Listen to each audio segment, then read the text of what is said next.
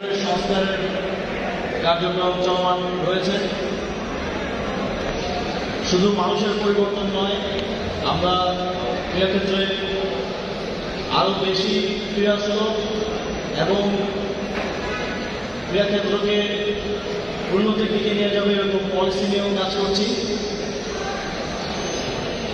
ইতিমধ্যে আমরা কিছু উদ্যোগ গ্রহণ করেছি যে শুধুমাত্র যে বড় বড় ফেডারেশনগুলো আছে তাদের দিকেই সবার নজর থাকে, কিন্তু আমাদের অন্যান্য স্পোর্টসগুলোতেও জাতীয় এবং আন্তর্জাতিকভাবে বাংলাদেশকে রিপ্রেজেন্ট করার, বাংলাদেশের জন্য সম্মান ধরে নেওয়ার সুযোগ রয়েছে।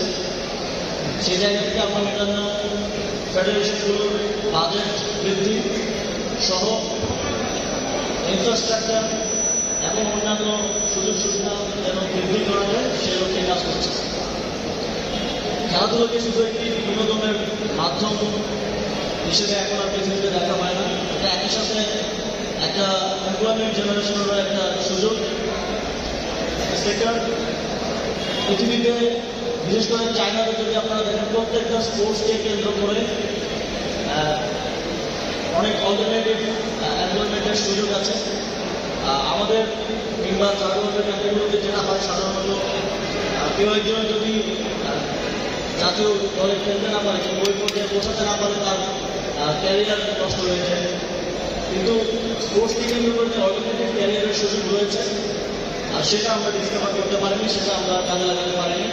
আপনারা জানেন ইতিমধ্যে আমরা ন্যাশনাল স্পোর্টস ইনস্টিটিউট গঠন করছি, কার্যক্রম চলমান আছে। সেখানে আমরা শুধুমাত্র আমাদের খেলোয়াড়দের অ্যাডভান্স লেভেল ট্রেনিং না, এর পাশাপাশি এই বিকল্প যে এমপ্লয়মেন্ট জেনারেশনের সুযোগ আছে সেই সংক্রান্ত ট্রেনিং দিব, যাতে করে আমাদের বিভিন্ন স্পোর্টসের টেকনিক্যাল কাজের জন্য আমাদের দেশের বাইরে থেকে অনেকে হায়ার করে নিয়ে আসতে হয়, সেগুলোর জন্য আমরা ফুলফিল করতে পারি। এছাড়াও সারা দেশে 8টি বিভাগে 8টি স্পোর্টস হাব করার বিষয়ে কার্যক্রম চলমান আছে। এর মাধ্যমে আমরা স্পোর্টসকে ডিসেন্ট্রালাইজ করবো এবং প্রত্যেকটি স্পোর্টস হাবকে কেন্দ্র করে এক ধরনের স্পোর্টস ইকোসিস্টেম গড়ে উঠবে। সেখানে আমাদের খেলোয়াড়রা শুধুমাত্র খেলার ইনফ্রাস্ট্রাকচারই পাবে না, এর পাশাপাশি অল্টারনেটিভ এমপ্লয়মেন্ট জেনারেশনের সুযোগ থাকবে এবং শুধু ঢাকা কেন্দ্রিক স্পোর্টসটা থাকবে না, প্রত্যেকটা বিভাগেই একটা স্পোর্টস, প্রকৃত অর্থে স্পোর্টস হাব বলতে যা বোঝায় সেটা গড়ে উঠবে।